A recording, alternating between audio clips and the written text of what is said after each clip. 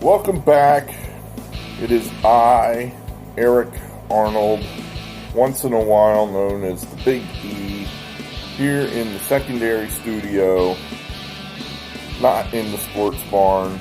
Still just a little too cold for me. I just cannot lately tolerate adversity, tolerate the cold. Plus we're in the wee hours of the morning, the darkest hours of the night, as Stobe the Hobo would have said. And it's just easier and faster to do it here in the secondary studio. So let's get to it. It's Wednesday, the 10th of March. Huge card, well, not a huge card, a good card of games here for the 10th of March. Let's do a quick recap here. Before we get to what happened on this day, Tuesday, another batch of subscribers here, two of which are named, so let's hit them up. B. Weiss 64 and the Swavy 380. Thanks for joining, guys. I guess guys. Is that I'm assuming these are guys. I don't know. You know, that's my bias showing. I just assume anybody that follows college basketball is probably a man. I guess that's not necessarily true, but I don't know. I have no idea. It doesn't matter. Everyone's welcome. So, hey, thanks for joining, folks, people, humans, and appreciate you joining the magnificent bastards. So, salute. Alright, so where were we? 4-2 tonight. That makes 2 winning nights in a row. Woo! Taking the sting out of our bad Saturday. We may just, skip Saturdays from now on. I'm starting to detect a trend. Seemingly we're able to, put some W's on the board during the week, and then it all goes to shit on Saturday. So we may just delete that day from the week or something like that. But at any rate, we had a good day in the ACC tournament. We went 3-0 in that. Miami, we've had just almost unbridled success playing against Pitt. I hope they put Pitt in the NCAA tournament so we can play against them again. I don't find that likely to happen, but you never know. Duke, they pounded Boston College. So now, are we buying Duke? I mean, is Duke dead, or are we just assuming they're going to win the ACC tournament because they're Duke? I don't know. Somebody posted in the comments of all things that they like Drexel, and I thought, no one likes Drexel. What? I would say 3/4 of the country has no idea where Drexel is. No one likes Drexel, but this guy was right. I was wrong. I said Elon. I'd say 90% of the country doesn't know where Elon is. 3/4 don't know where Drexel is. But Elon is an Elon. That's the answer to that. But at any rate, he was right, and Drexel gets it done over Elon, so we missed that one.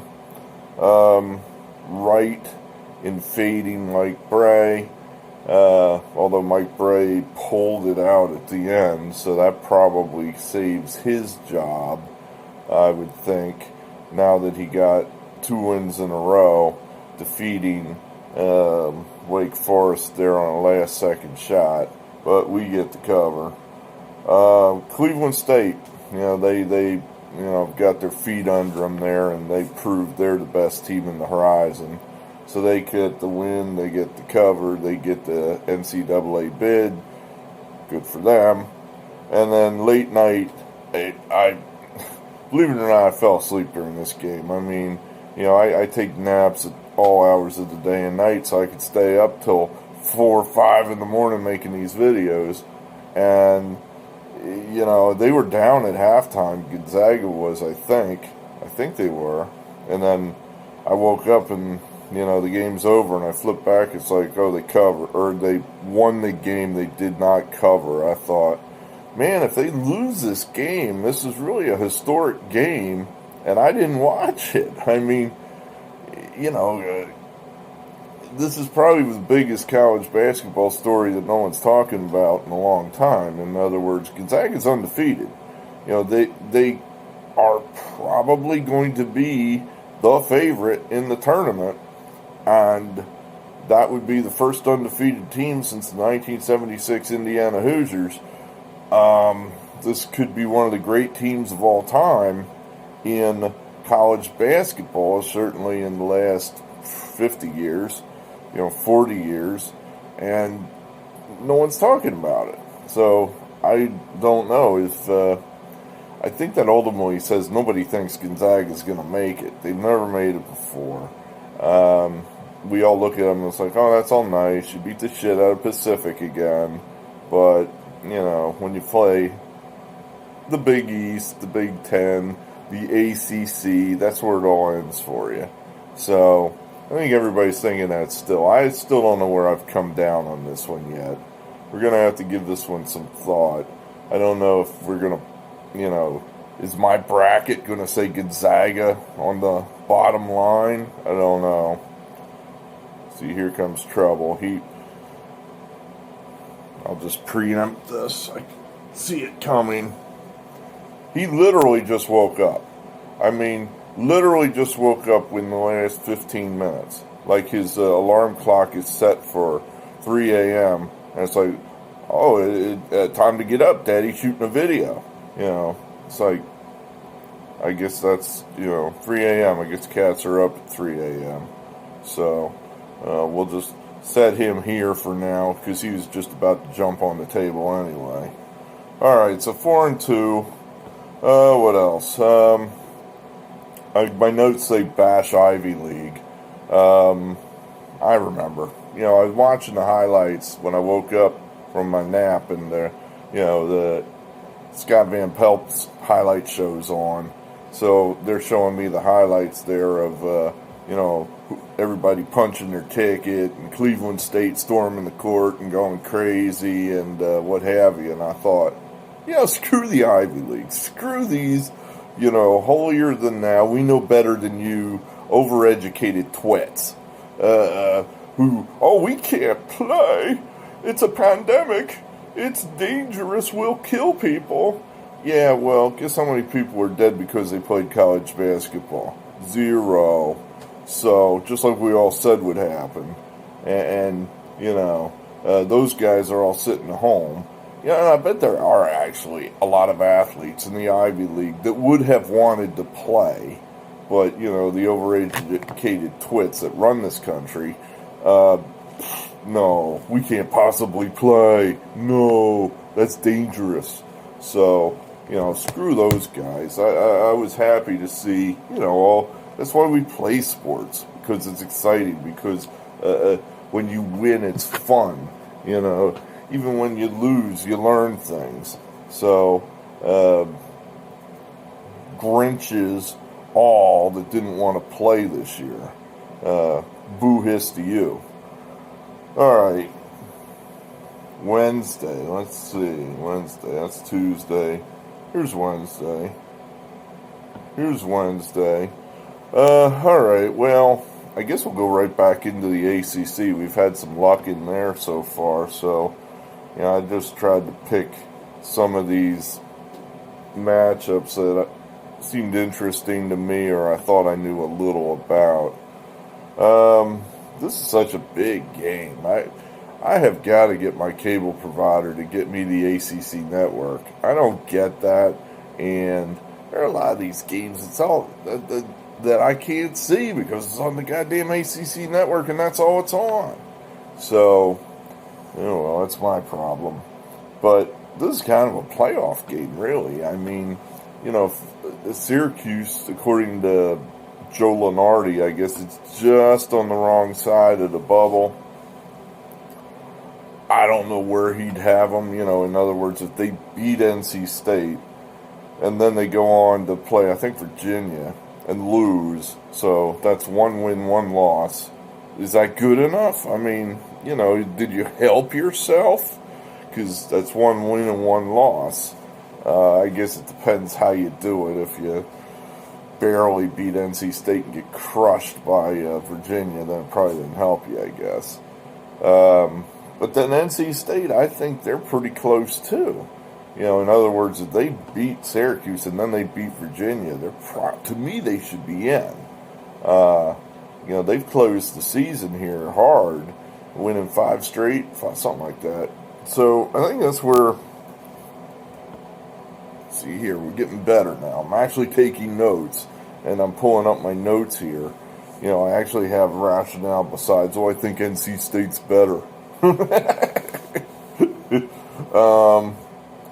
NC State's played better on the road. Syracuse has won almost all their good games at home. So, NC State seems to travel better than Syracuse this year. They seem like they're a little deeper. The best player was, I forget his name, for NC State, but he got hurt like 2 months ago. And he had just gotten hurt before NC State played Syracuse. Syracuse beat him. So I think it beat them twice, basically. So I think NC State was in flux earlier in the year when Syracuse was beating them. Hell, one of the guys, NC State's best players didn't play in that game up at Syracuse. Funderburk, he didn't play. So, I get the feeling that NC State's getting better. They've got some underclassmen now that are contributing that were not 6 to 8 weeks ago. I just kind of think NC State improving. That's where we're at with that one. We're just going to go ahead and say they're going to get it done over Syracuse. I got to double check these lines. Well, I'll do that after the video is over, and then you'll see the slide, and hopefully the slide will have the correct, as of that time that I'm posting the video to YouTube, the correct number. So take NC State plus the 2.5 plus the 3, hopefully, whatever. All right, next, Miami Clemson. 9 points. I mean, Clemson doesn't score a lot, neither does Miami. It's probably going to be a low-scoring game. 9 points in a low-scoring game, that's a lot. That's just a lot. And I checked the matchup of these two teams over the last several matchups. The margin's almost always within 9 points. Now, granted that probably Miami probably has had a better team in the last few years than this edition, which, really is, they lost their best player early in the year, and now they've got a lot of young players. They don't even have a lot of young players. I think they basically have 5 young players. they go like 5 deep. So, hope they don't get in foul trouble. But we'll take Miami. We'll take the points and hope they hug it close. You can't just take the favorite in every game. That's, we're square enough in the barn. We don't want to be too square. So we'll take the underdog there, Miami again. See if they can go back-to-back for us. Oh, I struggled with this one. Georgetown, Marquette. I struggled with this one hard. I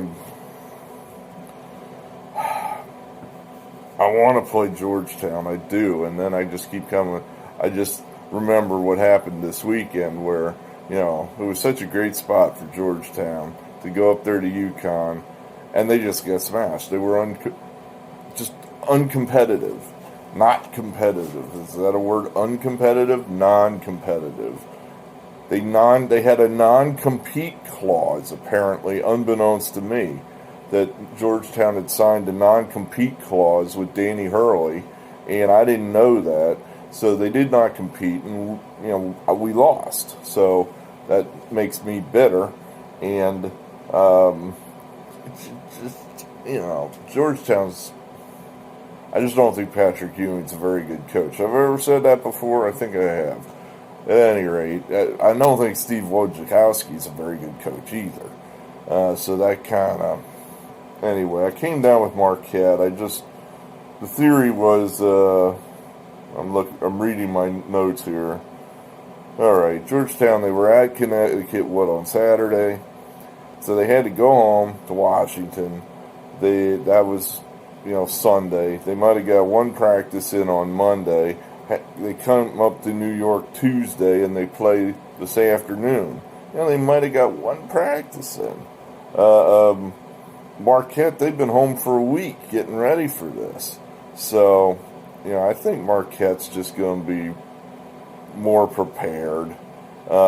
Just think and they've actually won a few games here recently. I mean, if, you're trying to figure out where's the ceiling of these teams, Marquette beat North Carolina.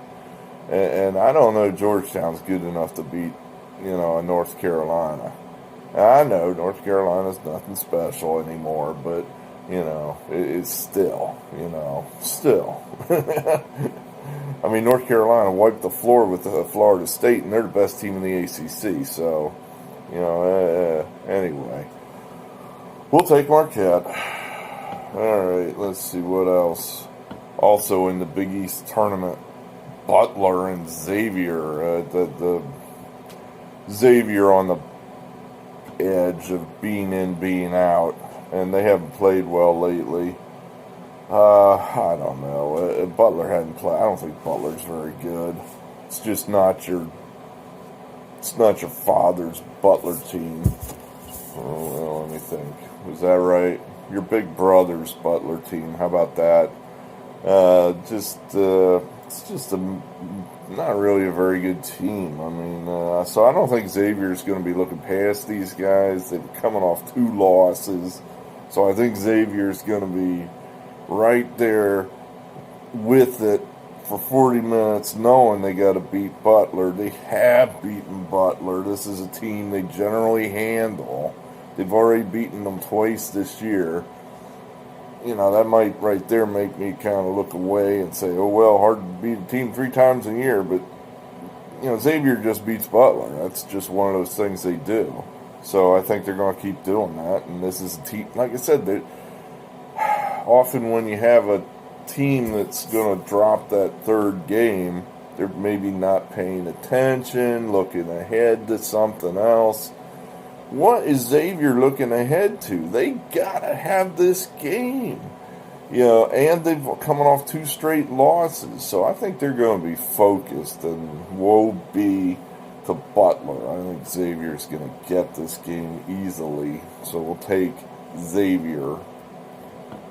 All right, what a great game this is. Duke and Louisville. And again, it's on the ACC network. You've got to be fucking kidding me. Come on. I was... Subscriber F, is this game on at Danny's?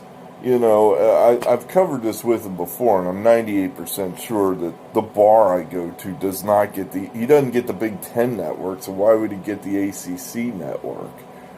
So, I don't know. I guess I'm going to be stuck driving to a BW3s maybe or something if I really want to see this game.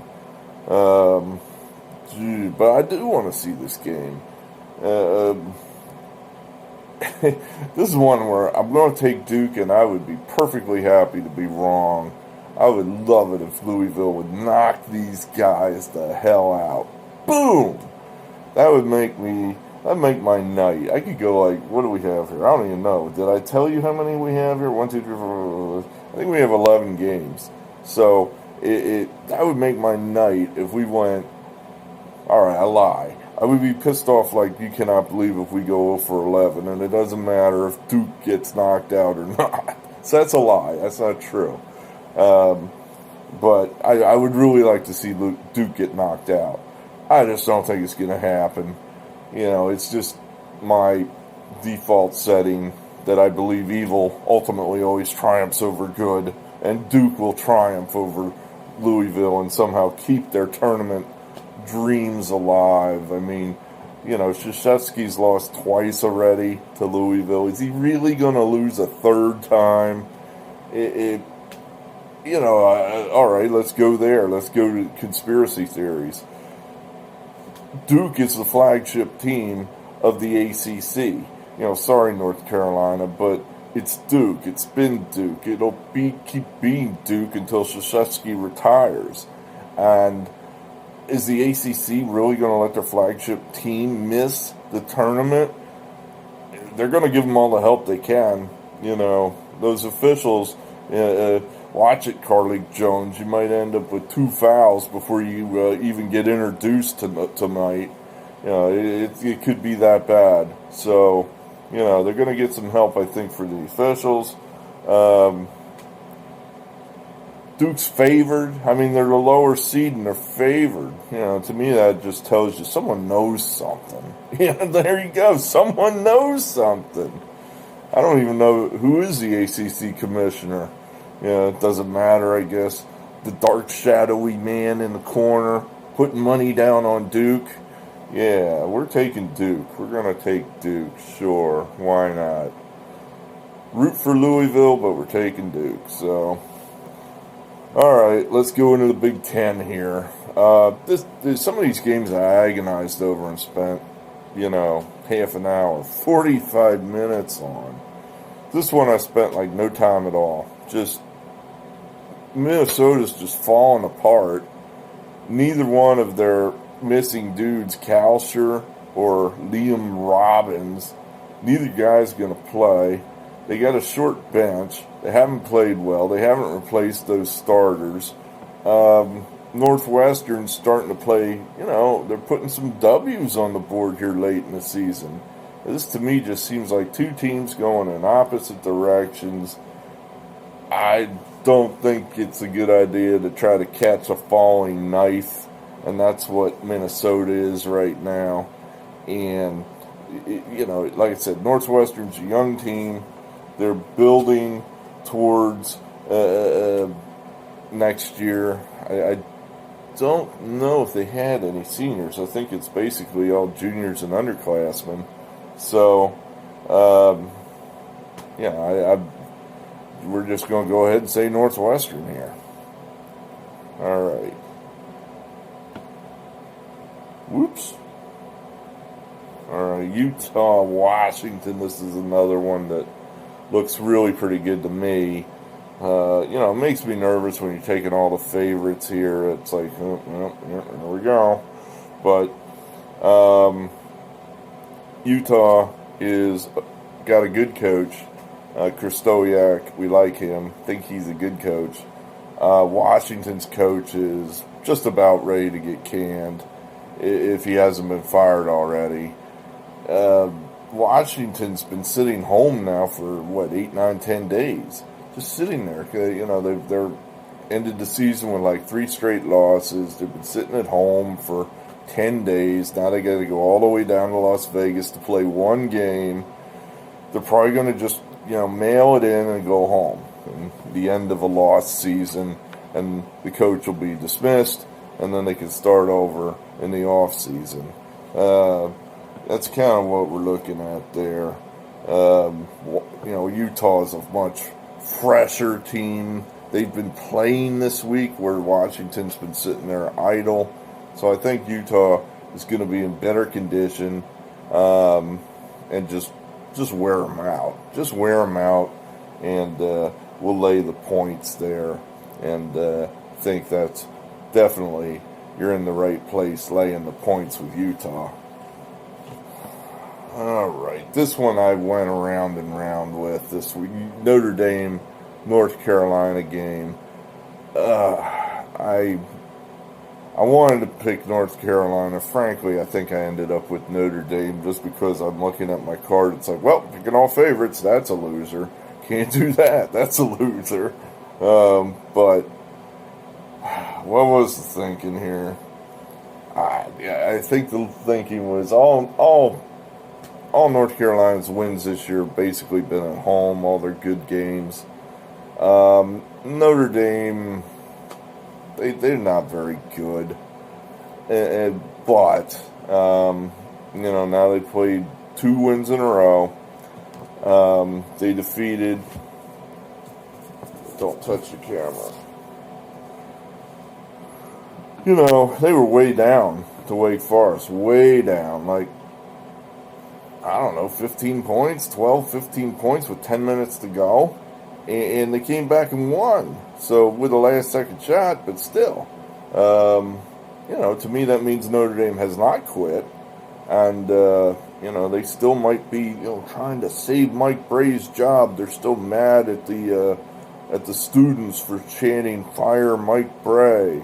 So, we're getting some points here with Notre Dame. And God knows, what you get with North Carolina. Is it going to be a up day for them or a we lose to Marquette day for them? So we're going to guess it's going to be a down day for North Carolina, and the Irish catch them napping. So that's the thinking there. All right, Providence and DePaul.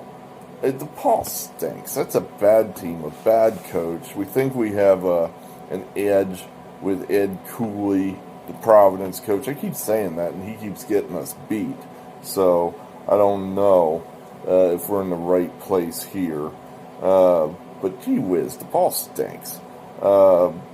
Providence just beat Villanova, and yeah, I know Villanova's got a bunch of injuries, but still, we're just going to go ahead and take the chalk here. I can find no reason whatsoever to play DePaul, so take Providence. All right, Penn State, Nebraska. I think we're right here. I think we're right on this one. I mean, according to Ken Pomeroy, Penn State's the best team that will not make the tournament. That they're better than teams like Duke. They're better than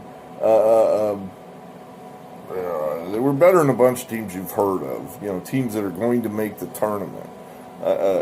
So it's like, geez, I guess Penn State's pretty good, and they, seem to be pretty good. I mean, they've beaten Maryland twice, so they're pretty good.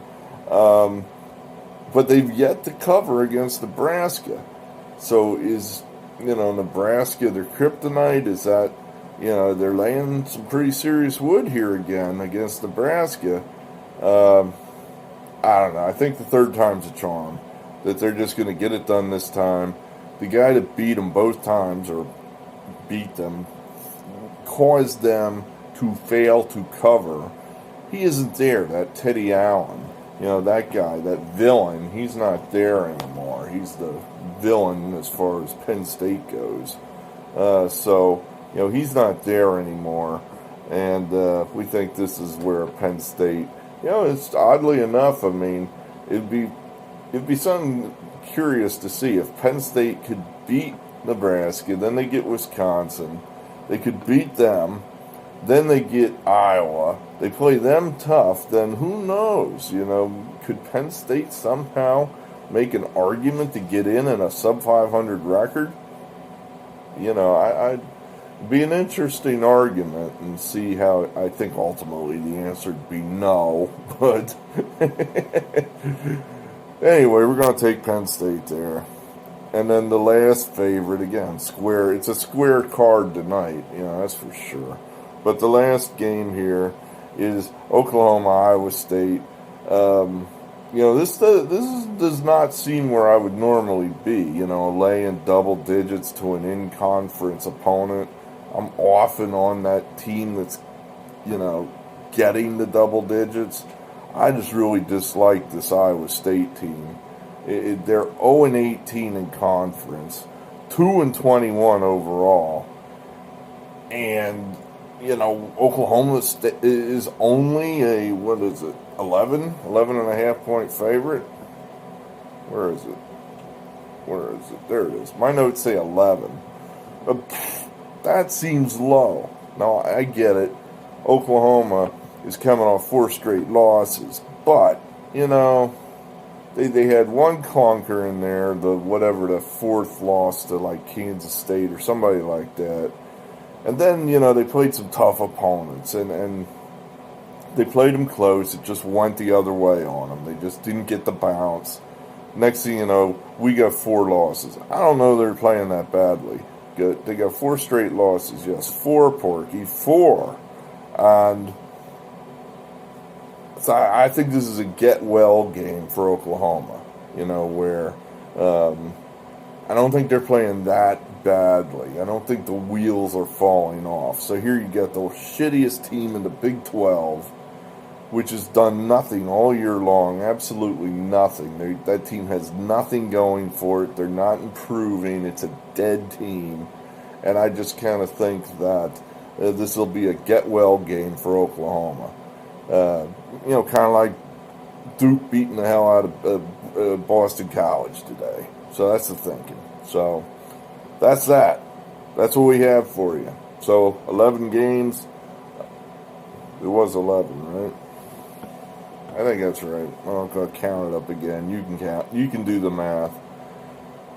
Well, we're almost there now. We're almost into the home stretch. The Selection Sunday, that's coming up here. And then, like I said, in 3-4 weeks, baseball. We'll be here all summer doing baseball. Now you won't be here, right? Because, the weather will warm up and then he'll be outside at this time of the night trying to catch mice. But I'll be here. So, good to know. Good to see you. Thanks. Hit the like button. From us, us to you. Good luck. Good college basketball. We'll see you again.